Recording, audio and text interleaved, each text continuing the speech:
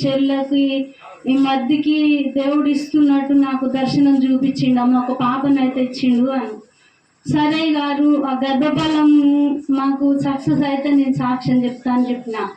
ఆ గర్భఫలము దేవుడు అప్పుడు చర్వకం అవుతుందేమో అయ్యగారు, మళ్ళీ అప్పట్లేక అవుతుందేమంటే అలా ఏం కాదమ్మా, దేవుడు ఇచ్చింది అది ఆయనే చూసుకుంటాడని అయ్యగారు మాకు ఎంతో ధైర్యం చెప్పిండు.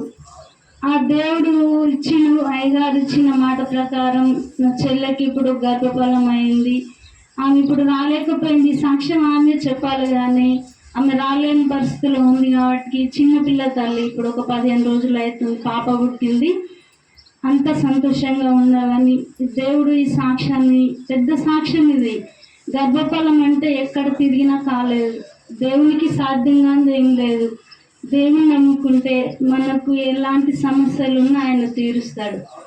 ఈ సాక్ష్యాలన్నీ దేవుడు దీవించుగాక. ఆమేన్.